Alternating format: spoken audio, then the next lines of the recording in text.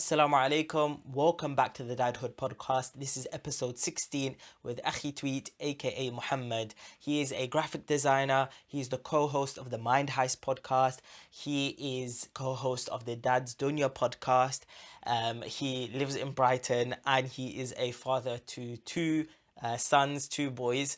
So this episode was just a free for all, and you'll notice that when we start this episode there was some kind of technical changes in terms of the setup and everything, but regardless, the content is amazing. It was free flowing. It was just speaking at the top of our head, whatever was coming to our mind, and it's all about our fatherhood journey, about our sons and my daughter, and about our fathers and living in different areas, and just all sorts of things. I think this is just one that you listen, you let it play in the background. It's very, very chilled, and I think you guys really enjoy that. Do make sure you check out the podcasts that Mohammed is involved in, like Mind Heist, like Dad's Dunya, which is on the Freshly Grounded page, and obviously make sure you subscribe to the Dadhood podcast. You can find it on the iTunes, on Google Podcasts, on Spotify, and all the other kind of podcast streaming platforms.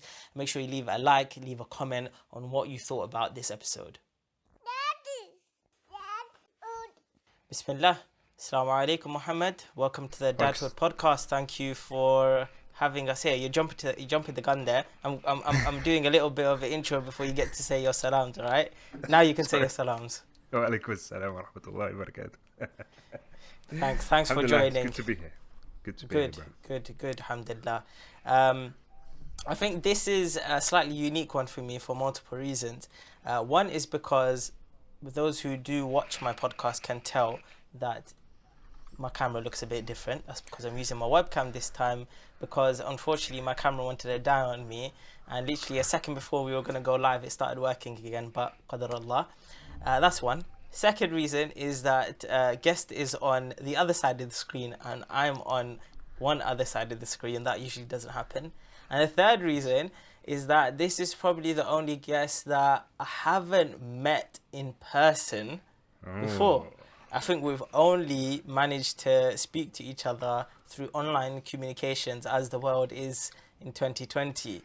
So it's unique, and I think it's going to be an interesting one, inshallah. Inshallah. Bro, it's been like that, hasn't it? A lot of the people I've met this year, or the past few years, predominantly been online only, and I've yet to meet them in person. But it's all the same to me, Akhi.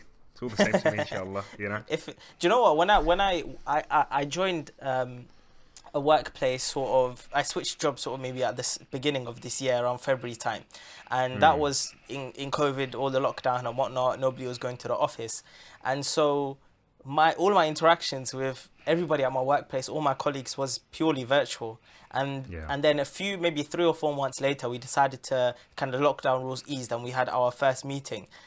And it just felt like I knew them, you know. It just felt like, okay, I'm just seeing you in 3D or 4D, right? But it doesn't really feel that different. And it's crazy to think that this kind of screen can help, like, really, you can actually feel connected in a way. Yeah, absolutely. I get like that with a lot of Muslims anyway. Like, I live down in Brighton, so there's not that big of a Muslim community. So when I did start practicing, predominantly a lot of the Muslims I was interacting with was online. You know, it's probably where the name AkhiTweet came from, because I was so predominantly using Twitter, right? So through that, I met a lot of brothers, you know, in London and other places. But, you know, I'd be talking to them online for a long time, months on end, and then I'd finally meet them, and it was just like normal. So it's not a problem, you know. Yeah, I think it's quite amazing, to be honest, how that can happen. I'm always surprised by technology. Like, look, I'm gonna say the most stupidest thing, right? But I feel like you might appreciate this. Printers. Just think about it. Okay, you have something on your screen. It goes through a wire, and now you have it physically. Come on. Wow, that's amazing. Come on. Do you know what I watched? I don't know if it's relevant, but I watched Spy Kids yesterday. Yeah. Do you remember Spy Kids? Do you remember that scene where they put a little, like, they put this block in a microwave and it pops out and it's like McDonald's. I saw that yesterday with my mum. I was like, bro, we need some of this right now. Nah. It's wicked. I remember just wishing to have that, and I thought, in the future when we're older, we're gonna have something like that. Nah, It's not happening. Absolutely. My son, just to segue into kids, I suppose. Yeah. My son was watching that yesterday, and it just made me think, subhanAllah, how time goes so quickly. I remember watching that film when I was, I don't know, I suppose when it came out or when I was younger, and I was so obsessed with it. I wanted it. I remember telling my mum I wanted a Spy Kids logo painted on my bedroom wall. And like, as I was watching it, I was like, wow, there's a lot of hidden jokes and stuff in here that are clearly meant for an adult to get, which I must have completely glossed over when I was a kid. And obviously my son was sitting there watching, and I was just like, oh, I don't know how comfortable I feel with some of these scenes. So it just made me think, like, subhanAllah, time flies, isn't it? Yeah. And, I same thing with Teletubbies. I mean, not the rude jokes, but just the the fact that we used to watch them as kids, and now our kids also enjoy them, and it's crazy. Like, things Tom and Jerry, all these things are so like everlasting. It's mad. I think you'd like to think that maybe there's like some team of psychologists and all sorts that are behind the scenes with lab coats trying to find a perfect recipe of a kids show, and that's why it's so timeless. Like, when I put the Teletubbies on for my youngest, his face lights up, bro. As soon as he sees that baby sun in the sky, he just gets so excited, and I'm like, wow, I remember still watching this when I was his age. It's fun. It's crazy. It's crazy. I think there definitely is some sort of psychology behind it. I mean, if all cartoons have bright colors, have similar plots in a way that there's a hero and there's a mission to complete, and they go through some sort of difficulty to make sure that happens, and then they celebrate at the end. That's like standard throughout cartoons, and I think they must have like caught on to that is something that humans. That's the formula. Yeah, it's they call it the hero formula or something like that. I remember watching kind of a YouTube video where somebody was explaining, like a successful YouTuber was explaining how he writes his scripts, and he says that he does it in this way, similar to how you might like watch a drama, where there's a bit of character development, there's a bit of struggle, and then there's something that he needs to overcome, and then he overcomes it, and that kind of stuff. And he said that YouTube videos are the same, and that's how I get so many views. So there must be something behind that. Oh, absolutely. I can imagine.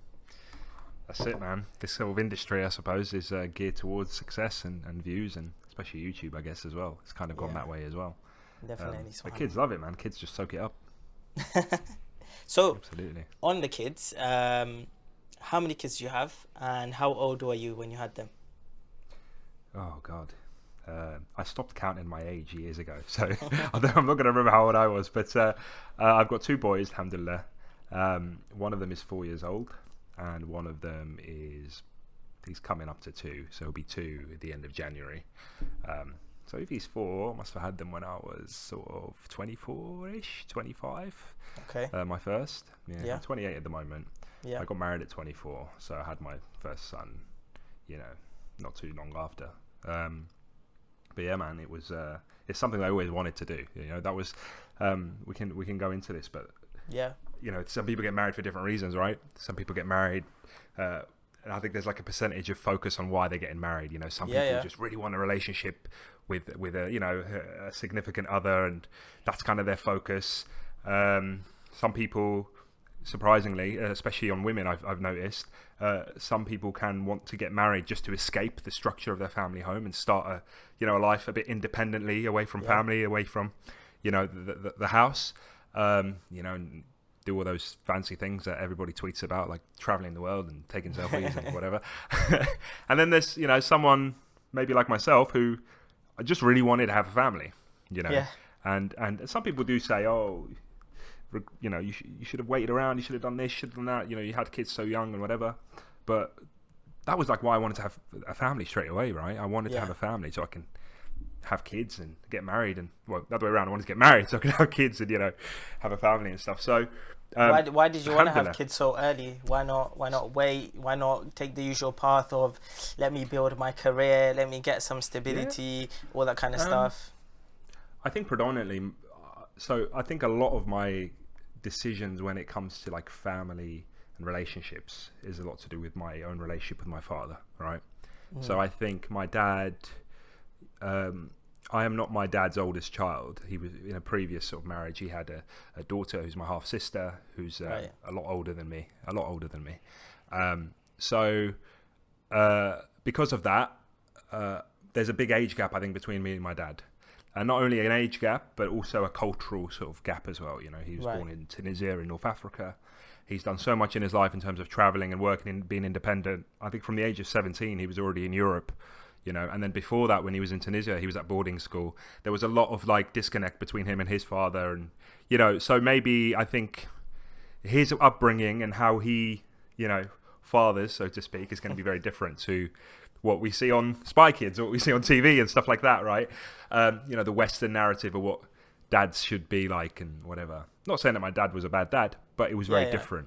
And it's, you know, sometimes squeezing emotions out of your father is like squeezing, you know, what do you call it, blood out of a stone, right? So most of my sort of thinking was like, okay, I want to basically improve the relationship I have with my kids if I was to ever have kids. Yeah. And one of the key blocks I saw was like, okay, age is going to be a big thing. I don't want to have kids really late. Right. And then suddenly, you know, there's a big sort of age gap there. I can't relate to them. They can't relate to me, whatever. And, you know, fast forward to now, even though you have that goal, technology and interests of children are accelerating so much that I don't even think, even if you did that, you can't keep up, you know, it's quite scary. But that's really the main reason. I had very similar reasons. I mean, I got married at, I was just about to turn 22 basically, like the week that I got married. And I always had said to my mum from kind of teenagers that I want to be a young dad. I want to have kids early. And I always had this idea that as soon as I finish university, there's no reason for me to wait to get married. I just want to get married, and I don't see the reason to delay it. And I kind of get the whole having money aspect of things, but I guess I just felt like I don't have to have that much money because as long as I have a decent job, I don't need to have that much money, because you can always treat the early years of the relationship like I don't like putting it in this way, but kind of girlfriend-boyfriend situation, in a way where you could be living apart. You could not have children straight away. You could sort of just get along with the whole relationship in that sort of way, which doesn't require a lot of financial pressure and financial obligations. And then you can build upon your finances and bring in the family. And then also, I had that trust that with kids comes rizq and comes provisions from Allah. And I kind of just went for it in that way. And we pretty much had kids straight away. And now, alhamdulillah, I've got 2. And I am going to be 26 soon. So, you know, alhamdulillah, it was something that I wanted. And, you know, I just went for it, you know. But similar things, I wanted to be this kind of young dad that could really interact with my children and sort of be there. I remember on one of my podcasts, one of my guests was saying that he wanted to have children early so that he could make sure he beats them in a race. yeah. But I think that's a metaphor for a lot, you know. It says a lot. Yeah. And it's about front loading that sort of challenge, I suppose. You know, some elderly members of our community and stuff, like I know my grandmother might say it, and other family members say it. It's like, you know, have your kids all at once, have your kids at the beginning of your sort of youth, so to speak, and then it's like an investment, right? It's kind of like invest early. That's what they say about, you know, the stock market. Invest early, and then you can reap the rewards later on. But when you're like a bit older, and obviously everybody's different, you'll find challenges. You'll find challenges like the ones we've just mentioned. SubhanAllah. So no, absolutely, I am full agreement with you there, bro. So you being in Brighton, you grew up there? No, so I came to Brighton at around 9-10 years old. I was from born Tunisia? Sort of, yeah. So I was born in Essex, and then I didn't really stay there too long. I lived in Morocco for a little bit, came back to the UK, and then lived in Tunisia, and then I came to Brighton. So I had a few years, you know, in North Africa, so to speak. But that did play a role in, you know, trying to find a wife, I suppose, someone with those kind of similarities. And funnily enough, my wife, who's Algerian, very similar culture, North Africa, you know, very similar altogether. But also she spent some time, she was born here, but spent some time living in Algeria. and that was really valuable to me. That was one of the key things, is like, that kind of acknowledgement of culture, acknowledgement of living in that kind of environment isn't too alien, and hopefully instill some of those values into children, bidnillah. Yeah. So well, that's what I was going to ask, is that how was it to try and find a wife that met the vision of a wife whilst living in an area where maybe you're not exposed to that many Muslim communities and whatnot? I think it goes back to what we were saying earlier about like what's the word they say, but like not taboo, but like these negative concepts of or negative ideas of like the internet and stuff, and how traditional, finding a spouse traditionally is probably the way forward, right? Yeah. But I think if you've got the right intention, and everybody uses the internet, this kind of negative, I can't think of the word I'm trying to think of, but these kind of people just have a negative sort of concept of going online and stuff. Not that I went on like a matrimonial services or anything like that. Alhamdulillah, I don't think I struggled in that sense. Although I know some people obviously have their challenges, and Allah will test us with many different things. A test for you might not be a test for me, and a test for me might not come to you, right? So I don't think I struggled in that sense. But at the same time, what's key is that when you find somebody good, don't waste time and think, oh, but someone better might come along, whatever that means, right? Like, number one, like my firm belief is that, if you're number one, fi sabilillah, you are, for the sake of Allah, this person ticks all those boxes, right? And, there's nothing wrong with them whatsoever. I've noticed some brothers will just be like, oh, but what if I just, there might be someone else, and then they'll start nitpicking and getting into all these finer details and stuff. It's like, no. Allah subhanahu wa ta'ala, if you take a leap of faith for the sake of Allah subhanahu wa ta'ala, Allah subhanahu wa ta'ala will open doors for you, no doubt. And also open doors of love in that relationship, right? And that mahabba and that sort of tenacity to get things moving and keep the ball rolling. So yeah, bro, as soon as alhamdulillah I found my wife, I was like, yeah, there you go, let's sort of spoke to her dad, obviously. I spoke to my family, and then keep things traditional, keep things the way it should be. Like I didn't meet my wife until my family with me. I didn't meet my wife until I met all of her family first, actually. So on the same day. So things like that. You're still a way of using those kind of new age technologies. But also abiding by the principles. And at the end of the day, a good seed can only bear good fruit, right? So you have to start things right. And bi'idhnillah, Allah will put barakah in how were you sure that you were ready to get married at that age? Because a lot of brothers ask me this, and a lot of brothers, they delay marriage because they say things like, I'm not ready because not because of financial things, but because of their own character, because of certain flaws that they see in themselves. They say, well, I don't want to bring another person into my life because of those reasons. And I think some of those, I would say, not many though, very few of them have quite legit excuses in terms of the character flaws that they have found, and that those are quite red flags. Fine, but I think those are anomalies. I think the majority of those are actually making excuses, and I tell them that actually you're not going to be able to address those character flaws until you actually get married, because it's only in that arena where you're going to be able, those are going to come out and you're going to be able to challenge them. So how did you know that actually, you know what, my red flags, I don't have them, I'm going to go into this? I think, so it was going back to something I wanted to say earlier, it's just come back to me, but I've spoke about this before on Mind Heist, shameless plug there, but about how men, I believe at least, I strongly believe that men without responsibility are just useless, basically. I don't think men are made to kind of just, you see this kind of bachelor phase that we've got going on where it's like, oh, we'll wait till I get married and live my life a bit. Like, I just feel like we're not made to be irresponsible and not have responsibilities. Right. So we get lazy and we get unproductive and whatever. And I think thrusting yourself into an arena of responsibility is what makes you that person.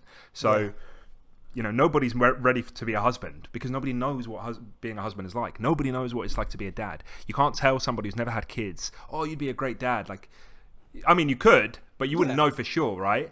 And the same for somebody thinking about themselves. Like, you could say, oh, I'll be a great dad, or I'm not going to be ready to be a dad, or I'll still do this and I still do that.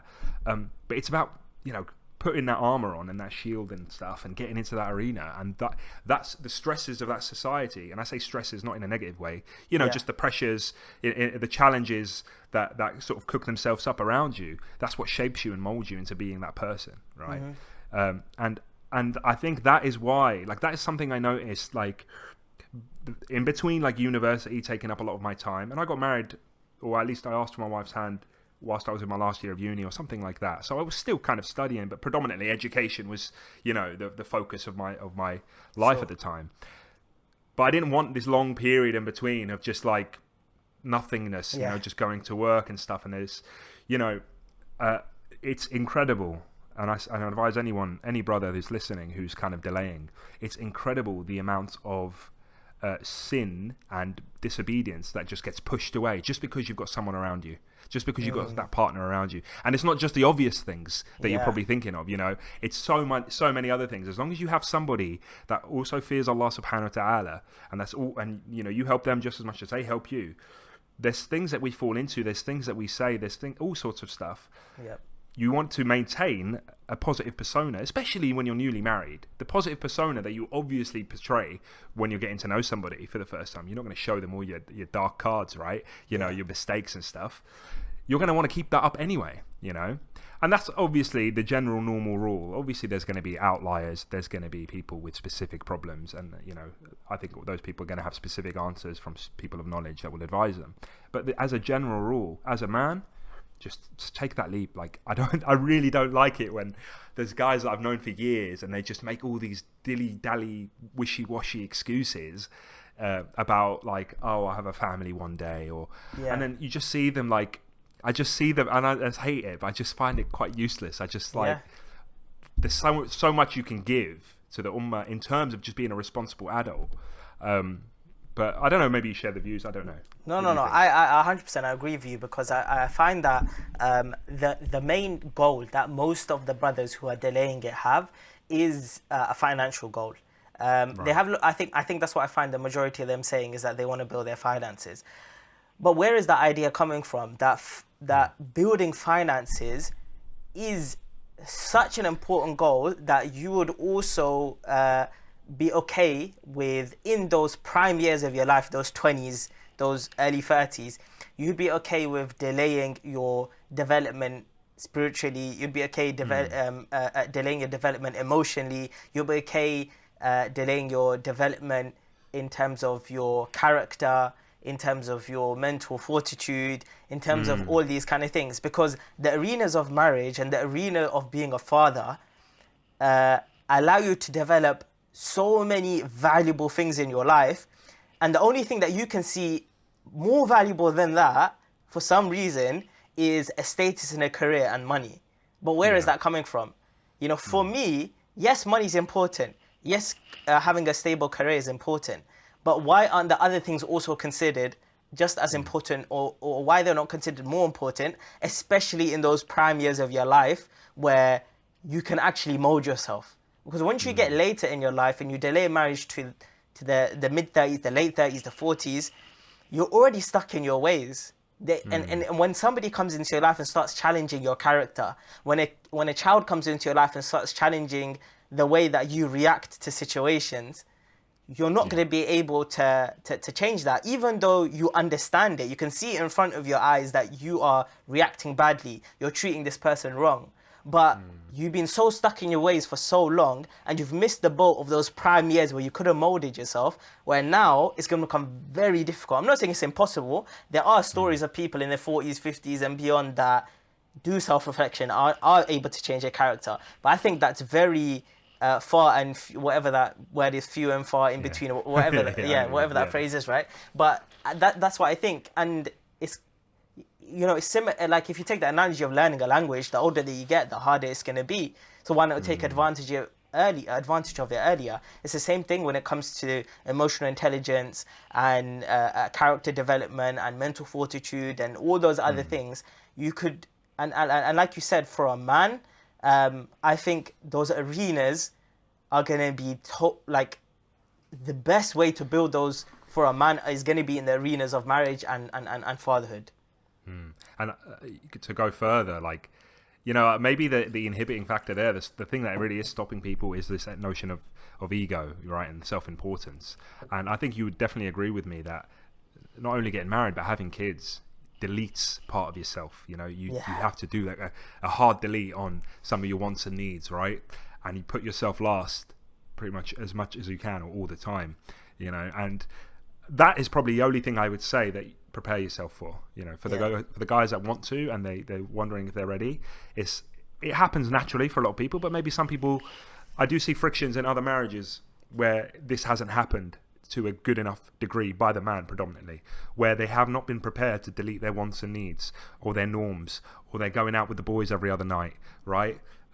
And I think for myself, naturally, and maybe I didn't prepare myself for this, but naturally my lifestyle changed before I got married anyway, where I just started seeing people less and less because people kind of spread out and went their own ways. A lot of my friends moved to different countries, and suddenly I was kind of very few and far between, which is the same in terms of my social circle locally here, right? Didn't have a lot of Muslims down here that I was hanging out with anymore. Very family orientated. I became very family orientated with my own family, you know. You know, if there was a family gathering or something, that's where I would be. I would never pick my friends over my family or something like that. Although that is what I used to do when I was much younger, you know, 17, 18. So that kind of prepared me, that family orientation. And also financials. Like, I think maybe from college, and my mum says this about me, so I'm not saying it about myself because I don't know if I agree. Yeah. But my mum says that I stopped asking anybody for money at like college age, or maybe when I first started college, and probably because back then we had EMA. I don't know if you ever had EMA. That stopped just before we got in. It stopped. It was so annoying. Yeah, really. So EMA, bro, helped a lot for me. But like, it was at that point where I was like, well, this is my money now, so I have to be responsible for what I do with it. So I'll save it here, I'll spend it here, and that became predominantly the end of me ever asking, right? And she does say, and Allah knows best, but she does say that I've never asked my dad for any money, and I feel uncomfortable even the thought of it.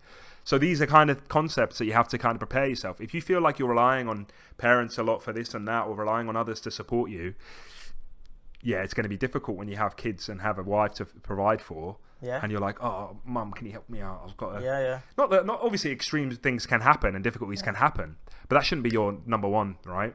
But furthermore, you've got the deleting of yourself. If we go back to that, you know, your kids are going to need clothes all the time. Your wife is going to have wants and needs as well. You're providing for a completely, you know, a separate human being to yourself. Where do you fit in that sort of hierarchy of needs, right? Where do you fit in the sort of paycheck of, you know, you need a new jumper or a new pair of trainers or whatever. I'll get it one day. Hey, before you know it, it's been like 5 years you're wearing the same jumper, right? And I know that for a fact, bro, and I'm sure you're the same. 100%.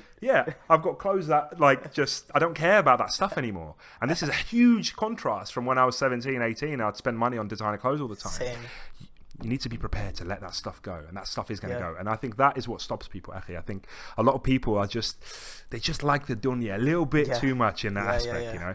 Yeah. You can have your guilty pleasures, and I definitely do have mine, you know. I definitely do have the things that I'm like, definitely like, when it comes to video games, bro, if a new console's coming out, but that comes out like every 7 years, you know, I can prepare for that, you know.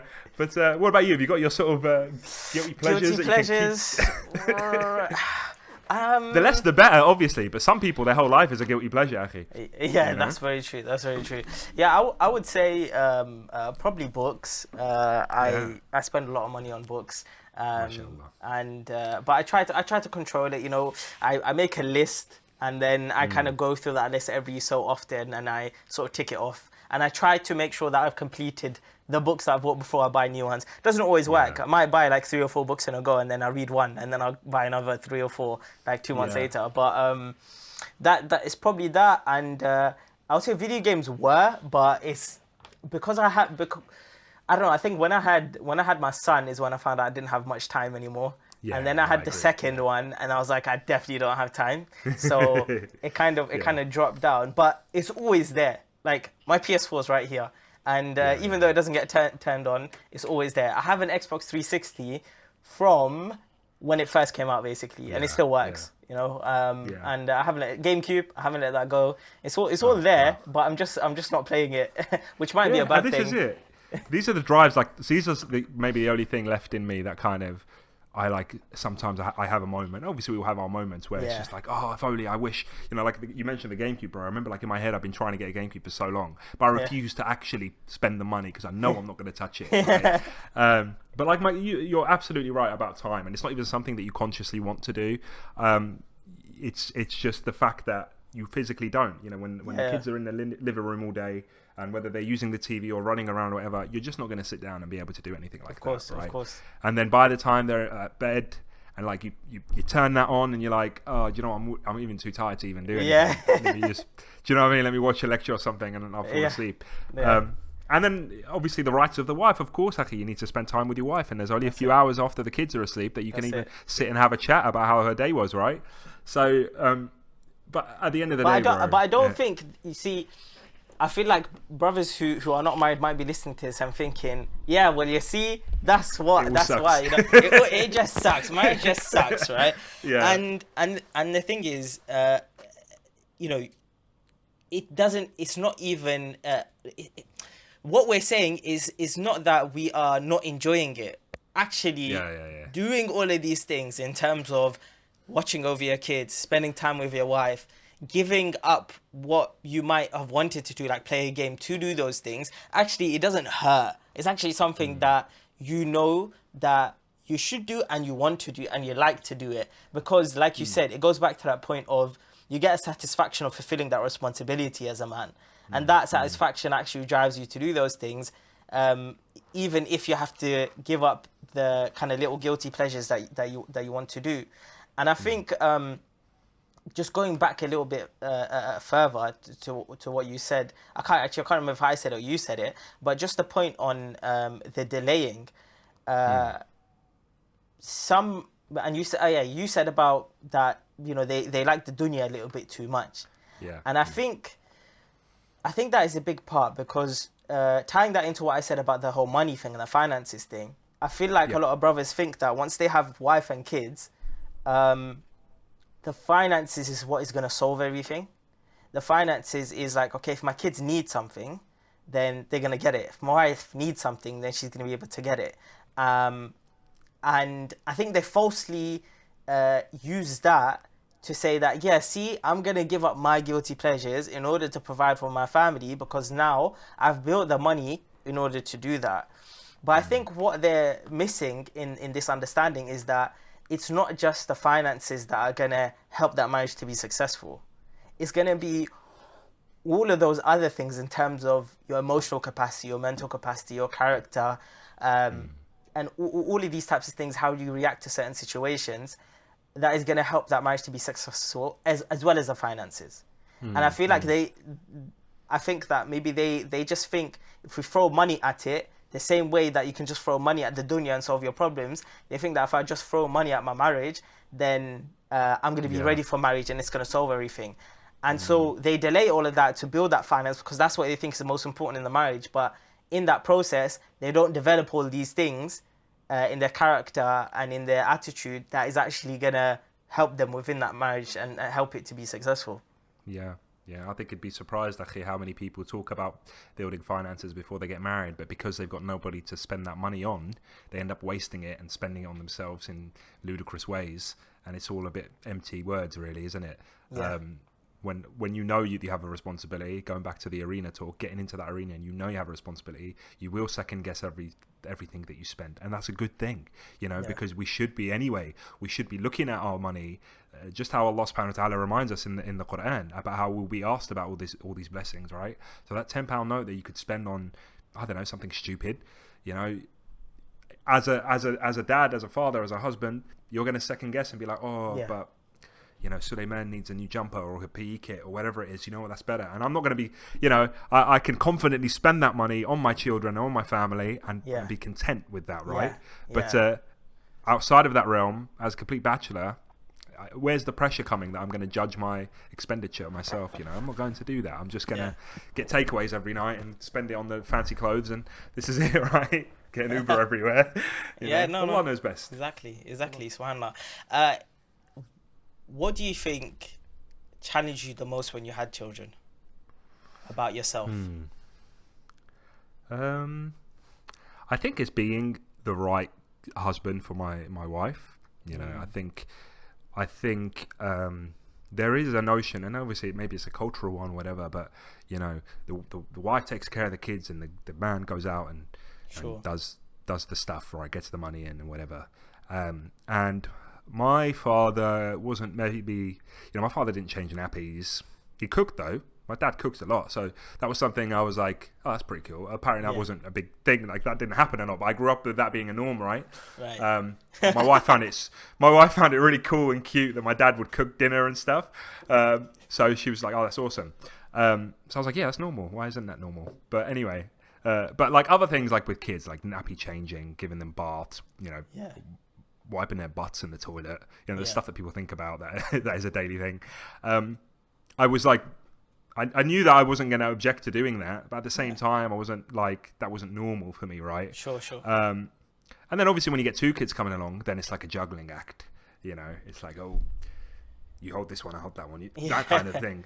And, it's not to say that obviously I'm a perfect human being. We've had our disagreements, and I've had my slip-ups, and I've had my sort of moments where I'm like, oh, I'm sick of nappies. You know what I mean? Like, but no, like, I know that that's what shapes us into being the people that we need to be. And I think it's striking a balance between being supportive and helpful, but also maintaining your role and position Islamically as a man and as a provider, okay? Because sometimes you do have to learn to say no for the benefit, for the long-term benefit, all right? And I'm not just talking about helping your wife, not at all. But it's a very delicate thing to be a leader and and to have strength that everybody can then rely on you, because if you show a particular kind of weakness, then you're the foundation of that family. You're the foundation of that family that then crumbles, and then everyone else crumbles around you. If your wife can come up to you, or your kids can come up to you in a time of crisis and say, oh, what are we going to do, daddy? Or, if your wife's like, oh, what are we going to do about this spill or whatever's happening, whatever, and you can say, listen, don't worry, it'll be fine. It's a lot better than you saying, I have no idea, oh my God, leave me alone, let me think about it. Do you know what I mean? Like that kind of thing. So that's what you have to prep yourself for. And it is difficult, it is difficult, especially when Allah tests us the way that He may test us, to have that kind of mental fortitude. But I think that's why it's important to have these conversations, bro. These kind of communities that we have of dads getting together, of Muslim brothers getting together and talking things out and reminding each other and having that circle, so useful, akhi. And I know that because a lot, like I mentioned 100 times already, I predominantly go to London to socialize, right? Yeah. And that gathering where I'll sit with brothers who are all married men with kids, and we'll just talk, bro, and I'll get the reminders that I need. I'll come back from those sort of gatherings so energized spiritually, and for the sake of my family as well. Mohammed, just give me a second. I think my headphones are gone. 1 sec. Oh, no.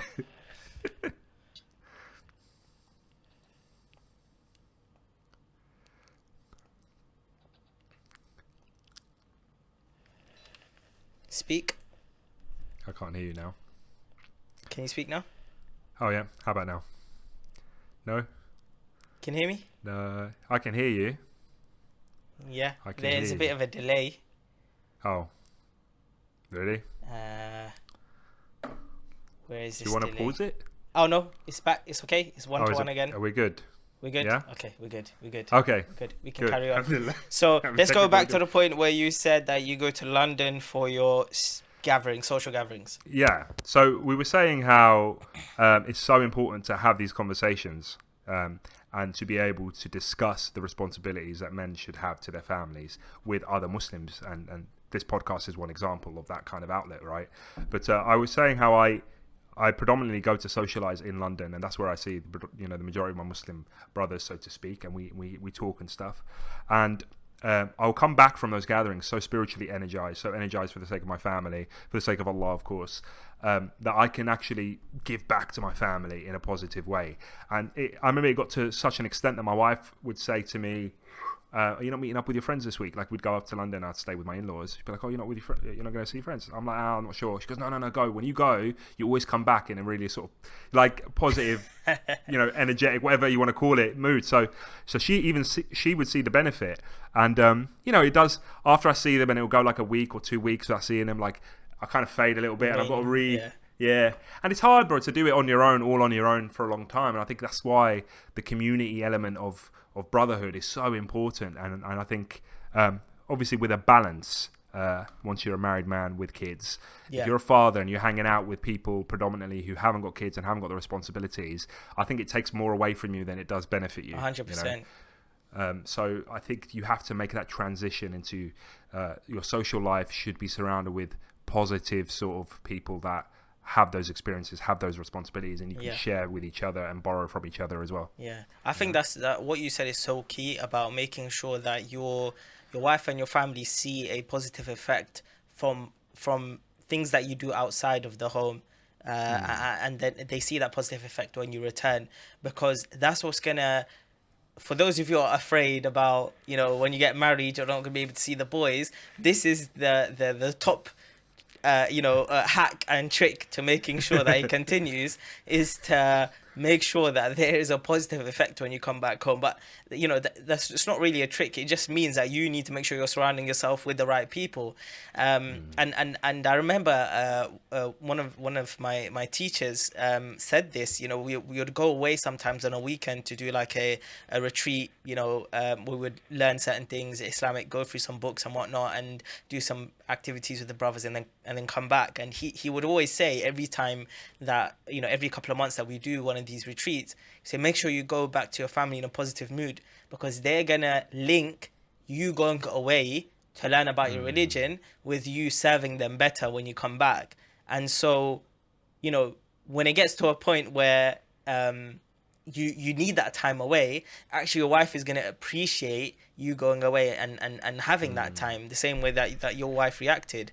But you just have to make sure that obviously you're going away to the right setting and you're coming back and you're implementing basically what you have learned, or the energy that you've gathered from there, and you're transferring it into the home. And I think it's definitely, it's very important, and that also helps you as well. It's not helping just your family, like you said, it's helping you to serve your family better, meaning that you get re-energized and you help your family. And so there is a lot to think about in terms of see, again, I don't want to call it like hacks and tricks and tips and whatnot, but I mean just sort of designing your lifestyle as a father to optimize your life in the best way possible, that not only serves you but also serves other people. And again, it goes back to that point that is what gives you the most satisfaction as a man, is to be able to take that responsibility and to be able to do it in the right way. So on that, I wanted to ask how you, because if your social gatherings are always in London, do you have a worry that your children are not going to have a full-on experience living where you live? Because it clearly seems like you kind of go outside of your area to find what you need, and then you come back. So how would that be for your children? Yeah, you're right. I do have that concern. I don't know if I've got a huge solution for it yet. However, it's not that there isn't masajid here. Yeah. There definitely is, and I think there is definitely a lot of children here, Muslim kids and stuff. And I think my son being 4 years old, I'm kind of now, I don't know if he's just ready yet to go into sort of, go to the madrasa at the mosque and stuff.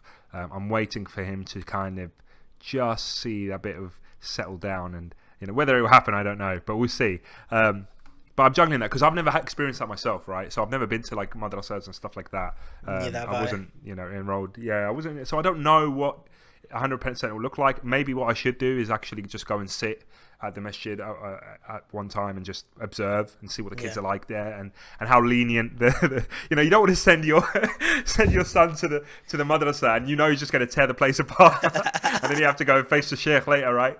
So we'll see, but that's predominantly the one thing. Like I do definitely value the importance of having that connection with Muslims outside of school. So that when you are in school, if you do see another Muslim, you feel something there straight away, a connection, right? My son has just started reception recently, and there was like one Muslim name that I saw in like his class list, and I was like, his name's Hamza, right? The kid's name's Hamza. I'm like, oh, Suleiman, who's my son. Suleiman, have you spoke to Hamza? Have you played with Hamza? He goes, no, Hamza is a naughty boy. I was like, oh no, this is the only naughty one is Hamza. He wants to play with Sam and Ben and whatever. So I'm like, oh, how am I going to do this? Like, that's when I started thinking, like, oh no, it doesn't just naturally happen. He doesn't know that he's Muslim, and so you've just got to find those connections outside. Another thing is, I do think that there is an importance of keeping your child with you when you go and socialize, right? Like I said earlier, all of my friends have kids themselves, and I think I am going to have to start pushing my friends a bit to bring their kids along, and maybe I need to start bringing my son along much more, because I don't do it nearly enough as I'd like to, and then develop those connections that way. But at the same time, like, I don't know if you remember when you were a kid, but I do definitely remember my dad forcing me to befriend people that I had no interest in befriending. So I don't want to be that kind of guy. But we'll see. It is definitely a concern living down here. But then again, Akhi, like, if I was living up in London, I think I would have a million other concerns just about city life and kids, raising kids in that kind of environment. What are some of the positives living out in Brighton with your kids? In comparison to your friends that that live in London. Yeah, I mean, like, just hearing about how they grew up, my people in London, and unfortunately the dangers that can surround in a city sort of living. I do there is a concern. I do have a genuine concern, and I get concerned when I'm out there because I'm not used to living there. If someone was to say to me, I'll come move to London, I don't feel comfortable because I'm not as streetwise up there as I am down here, right? Sure. Not to say that stuff doesn't exist here, absolutely does, but maybe it's part stereotype, but also part concentration of that many people that there is going to be an issue of, whether it's gangs or whether it's violence or drugs or whatever. That stuff isn't exclusive to London. I 100% agree that it's everywhere, right? And you have to be sort of wise to it, of course. But because I'm not from there, I think I would be like, I think there'd be a friction between my son being a Londoner, at the age of 14, 15, and me not being so. And straight away, the disconnect that I didn't want, that I had with my father, would then recreate itself in this fashion. You're not from London, you don't know what it's like here, I know my way around, blah, blah, blah. I don't even know, like, I look at a tube map, I get confused, bro. So, you know what I mean? So, that's the concern, Akhi. But, everybody's got their battles, and, there is, as you might be aware, Brighton has got all sorts of, super liberal agendas and all sorts of sort of so although I'm not too concerned about that, because I feel like we've got a strong family unit who can navigate those spaces and be able to educate my kids on what we believe in and what it's appropriate for them.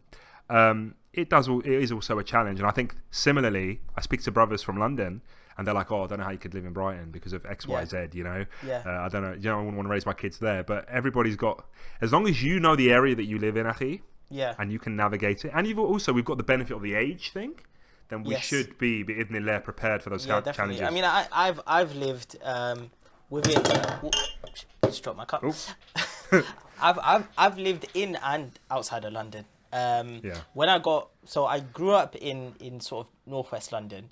And then for university, I moved to Essex, and when I got married, I moved to Essex, and I stayed there for 2 years. And I had my son Isa was born there, and then we moved back to London, well, just outside London, Watford, and we had our second, Sarah, and so I've kind of experienced living with.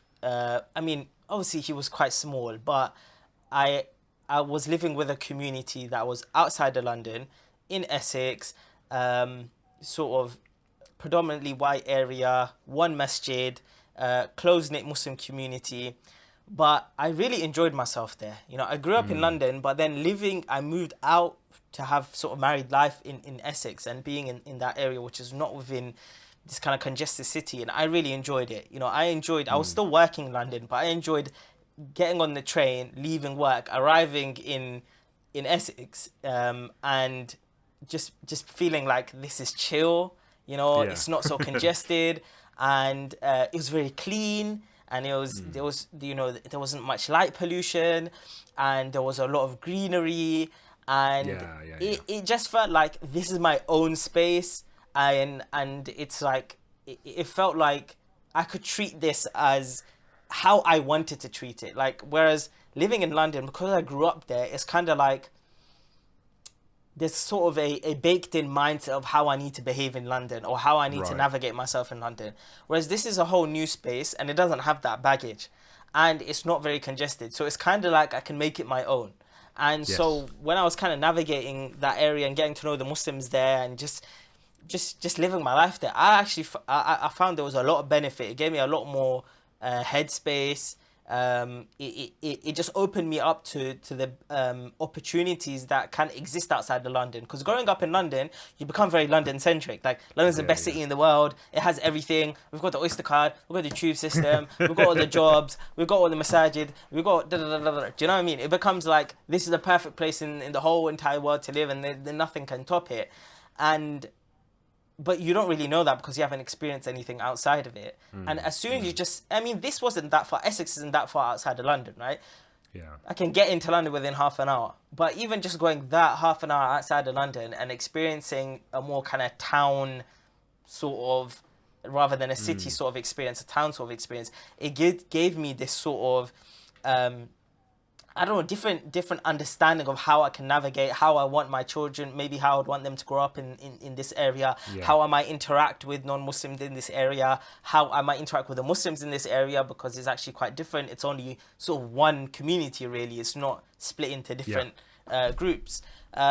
So to be honest, I really enjoyed it. I really liked it. The reason we moved back to Watford were for other reasons, to be closer to some family and whatnot. But I think I would sort of long term be happy to move away from a big city and live somewhere that, although yes, I get the whole point of being around a strong and large Muslim community and all that kind of stuff, but I feel like you're right. If you understand your space, you understand your role and responsibility of your family, and you and your wife are united in that front, and you do have a masjid, you do have a community. I mean, obviously, don't go to somewhere that there's no community at all. I mean, that doesn't make sense, right? That's just an extreme. But you do go to somewhere that does have an established community, even if it's small.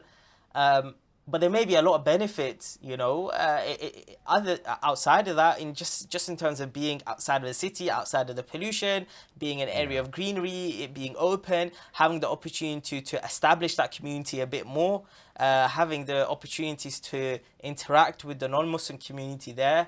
There's so much to it. I don't think people really think about it.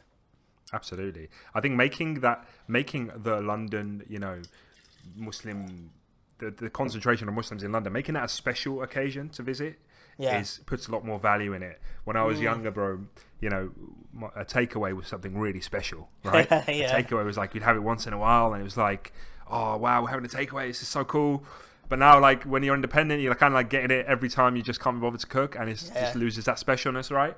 But when I go to London, bro, it's like a special thing. I'm going up there, I'm going to see the boys, I'm going to go see the Muslim community, I'm going to go to ELM or whatever it is, and it's a special occasion. If I lived there, I know that it just become normal, right? So maybe, bi'idhnillah, and Allah knows best, but maybe that kind of specialness will then transfer over to my kids, who will get excited to go, and they do, obviously we've got in-laws there, so they get excited from that angle, but also having that separation and being able to then just cherry pick the benefits of those communities and that environment, as opposed to living there and then having to, throw the baby out with the bathwater and just have everything, right? Yeah. So being able to cherry pick, alhamdulillah, is really good. But not to like be super negative all the time. I feel like it is normal as a parent to just constantly make excuses, like we were saying earlier about, I've got to, delete my ego and delete myself, and I'm on the last of the list and stuff. And I wanted to mention this earlier, but like, it's absolutely worth it. And I'm sure you're going to agree. Absolutely worth every single second. Being a father, having the kids. 100%. Bro, like my son ran up to me earlier, and he just wanted attention. Obviously, like they do, and he was doing silly things like trying to stamp on my shoulders and obviously get my attention and stuff. And my wife said to him, listen, if you want to play with Baba, then just say, Baba, can you play with me, please? Like, just say it. So he just came up to me, said that, just started staring in my eyes, bro. And I was just like, I wouldn't change this for the world. You know, I would not. If I wasn't so sort of self-conscious, bro, I'd be one of those WhatsApp dads who just has their profile picture as their kids all the time. Yeah, Facebook, yeah. right? I don't put that everywhere, right? And I know why parents do that. Obviously, they love their kids so much. But I wouldn't change it for the world. And I said that to my mum recently, and I said that to everybody. Like, I would not change it for the world. It's an absolute incredible blessing. And I think this is why, you know, you've probably started this podcast, and this movement, and this is, I'm sure all dads feel the same way, or at least a lot of them feel the same way. I know some don't, but like, you want to share this with other people, right? Yeah. And like a friend of mine, a close brother of mine, recently had a daughter, and for a long time he hasn't, you know, obviously had kids. So this is the first time he's obviously become a dad, and it's just like, dude, now you know what it feels like, you know, now that you're celebrating, now it's so exciting for you, right? And we're all, you know, alhamdulillah, we're always sort of wishing him well and making dua for him and stuff. But like the ability to share that with other people and be like, oh, welcome to the club kind of thing. That feeling that I've been feeling all this time, and I wanted to share it with you. Now you know what it feels like, right? Yeah. So, I totally get that, man, because I got married the earliest amongst my friends, and I had children the earliest amongst my friends, apart from one other brother who... So he got married just within the same year as me, so we pretty much got married at the same time. Our sons are born a week apart. Our daughters are born like 2 or 3 months apart. So it's like, you know, we're going on the same trajectory. So, but apart from him, everybody else kind of got married a bit later. Everybody else doesn't have kids yet. So it's kind of like I'm waiting for everyone to come in the club. And I think that's why I was like eager to like speak to other dads, because it's like, I don't think, no matter how much I explain it, I don't think there's any words that can describe how you feel in terms of this kind of satisfaction and this joy of being able to, I don't know what it is, but see your kids and know that you can raise them.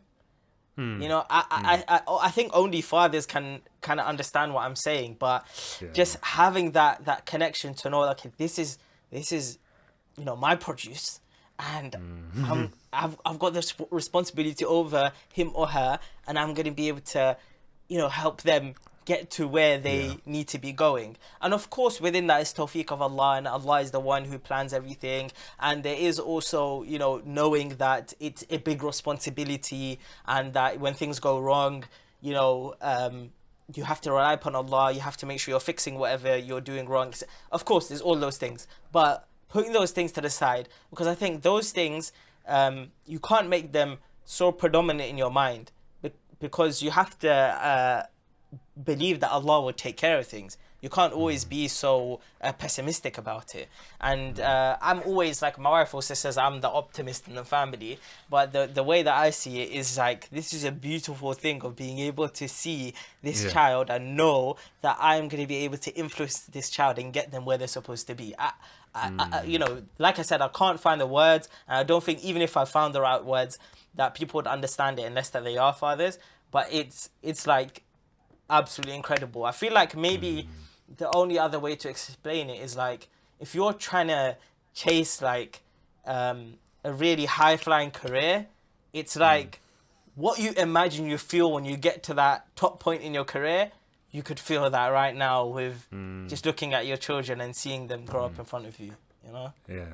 It's where you belong, isn't it? It goes back to, like, I was, you know, obviously I'm made to worship Allah first and foremost, but as a man specifically, I'm made to be responsible for this family, you know? But I really like that, bro. I'm like that. I like that you said that at the beginning. I think it really set the tone of a lot of what we said. And I don't think anybody, even I haven't put it in those sort of words. I think it's very succinct, that you know, your manliness is your ability to fulfill responsibilities. I think it's very succinct. I think it sort of cuts across a lot of categories in a man's life, and it can, if that sort of statement is understood, it can help a lot of people to navigate themselves in spaces where they feel like they're lacking. So this is very well said. Absolutely, mashallah, thank you. But bro, it will make you reevaluate your own relationship with your own parents, you know. And you know, I've been through a lot with my father. My father, unfortunately, really sick at the moment. May Allah grant him shifa. Ameen. And you know, it's been a tough time seeing, you know, I've spoke about it online, just expressing myself, but like seeing, that invincible figure deteriorate in front of you is really quite impactful. And I think the hardest and most eye-opening thing for me is like, now that I look at my son, I'm like, okay, I get it. This is how my dad looks at me. The way I'm looking at my son and these feelings I feel for my son is how all of these years my dad was looking at me, and I just didn't understand what he wanted or why he was being the way he was. And I was like, right, I get it. And now, like, whenever like there's a disagreement, or maybe somebody might disagree with my dad on a decision he's made or whatever, I'm generally, and maybe I'm sure my sisters would agree, I'm generally the one to kind of be like, whoa, hold the phone, let him say what he needs to say, or I agree with what he's saying, and they might not get it, but now I get it, and I get why he's saying the things he's saying. I get why he makes those decisions. I get why he made those decisions in past, right? I fully get it. Even though I might not agree that that's the right decision, I can say, well, he was justified because he was trying to do this, and this is what he was thinking, and this is why he did the things he did, right? So it allows you to just make all those excuses for your parents in a way that you would never be able to before. But I had a very sort of similar moment in when my son was about to kind of backstory to this is that very quickly is that I didn't grow up with my father, but my mother and my father divorced when I was sort of like 1 year old, and I grew up without him, no connection with him at all, and got to the point where my son was about to be born, maybe 2-3 weeks, and it just dawned on me that I'm about to be a father and I need to reconnect with him. And then I went on a journey to be able to reconnect with him, and I did, alhamdulillah. And if for those of you who are watching and want to know the story, I did say it on Freshly Grounded, so people can check it there. Shameless plug. So good. But it will help with the context of this. So once I did have my son, and I had now reconnected with my father, I realized those same things. That the way that I'm looking at my son, and the way that I feel about being a father or becoming a father, it's this kind of overwhelming feeling that it drove me to be like, I need to close that gap of 23 years of not knowing my father, right? So it has an incredible effect, and there was a lot of mistakes that were made between my father and family dynamics and all this kind of stuff, and it kind of, although not everything has been answered, and I'm still on a journey on answering kind of all of those things across those 23 years. Just the fact of knowing my relationship with my son has helped the healing process a lot quicker, a lot faster. And it's made me realize so many things about the effect of not having my father in life, the effect that it had on me. It's made me realize so much. In comparison to my brother who is not married yet and doesn't have children, I speak to him about these things, about the effect on how it was not having dad around and stuff. And I think, although he recognizes the effects that it's had, he's not able to register kind of how he can maybe get over those effects or be able to live with those effects as much as I can, because for two reasons. One is that he was maybe more affected by the whole situation because he was older than me, so he experienced more of that kind of depart between mother and father and whatnot. That's one thing. But also because I have this now father, I don't know, gene inside of me, whatever you want to call it, right? So I could recognize those types of things, and I could recognize what my son would be missing if I wasn't there, and all that kind of stuff. So I can recognize that between me and my father, and it helps me sort of reconcile all of those maybe damages that had occurred in a way.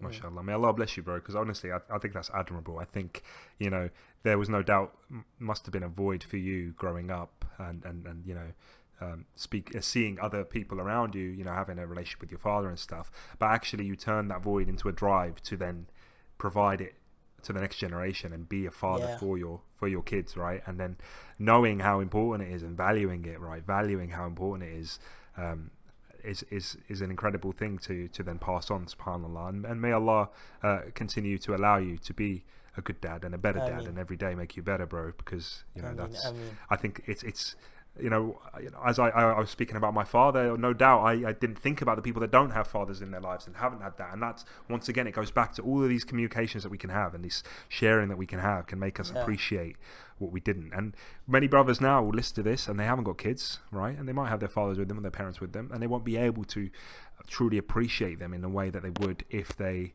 either didn't have their parents around, or if they start having kids, and then it can appreciate, oh my God, this is what it feels like. This is what it's all about. There is no way that your parents want, obviously, generally speaking, there's no way that your parents want bad for you, of course. Yeah. And you just look at the things that you just do for your kids, the way that you look at them, the sacrifices that you make. You'll have a piece of food like just here, and it's about to go in your mouth, and your son will look at you and be like, "Oh, no, just have it." You'd never do that for anyone else, right? You'd never do that for anyone else, But like the guilt that you would feel to just take that bite and let them let them go without, even though they've finished their plate and now they just want your stuff. Yeah. You would just do it, and it's just that kind of, I don't want to say magic, but that kind of special moment, subhanAllah, that is just priceless, absolutely priceless, So, bro, just before we wrap up, give me a top highlight of fatherhood this week. Oh, I'll give you one, right? So there's a meme going around. I don't know if you've heard it. These two sort of noodle-headed, tattooed-up boys sitting in a pool, singing some song called Island Boy. There's no music in it. It's just they're singing, but they're basically dreadful. They're absolutely dreadful. And I know that some of your listeners are going to know what it is. And you might Google it later. Absolutely I'm gonna dreadful. have to Google it. Yeah, they're just like they're just obviously doing it on the spot, and it just sounds horrendous. And you can imagine it's gone viral. And I must have got stuck in my head, and I was singing it in the car or whatever. And then the other day, me and my wife were praying. SubhanAllah, we're praying. I don't know what we were praying. One of the salat, obviously. Obviously. And I could just hear my son singing it in the background in his room, and I'm trying my best not to laugh. Obviously, trying to keep my khushu'. Alhamdulillah, I did. But like my wife knows that I'm trying not to laugh, and I'm like, I'm doing my best not to. And SubhanAllah. And there's rulings obviously in terms of smiling and laughing and what's the difference. And I've looked into this because when you have kids, it's something you're going to be looking up. Because there's no doubt there's going to be times when you're praying and subhanAllah, your kids are going to just do stupid stuff around you. And you just, anyway, may Allah keep us, sincere. But yeah, bro, that's absolutely a highlight. I was literally dying. I didn't know, and there's going to be some fathers, and I don't want to be one of those guys who just lose patience and like just shout at your kids or whatever. But bro, no, that in that moment, the innocence of a child, you finish your prayer and you go over there and just give them a kiss and a hug, and just appreciate that innocence because they haven't got a clue. Oh my gosh, too many incidences during praying, man. SubhanAllah. I don't know why is it when the salah happens they want to do everything at that moment. It's just they realize, okay, the parents are locked in a zone right now, we can do what we want. Yeah, absolutely. You're so right, bro. Alright, man, Jazakallah khair for joining me. I really enjoyed that discussion. Inshallah, we can have a few more of these, and hopefully next time you're down in London, we can meet up. Yeah, bro, and, absolutely. We can get like you said, get the kids to meet up as well. So yeah, I think that'd be great. That'd be good. That'd be great. Jazakallah khair, Mohammed. Really appreciate it. Take care. Assalamu alaikum. Wa alaikum salam.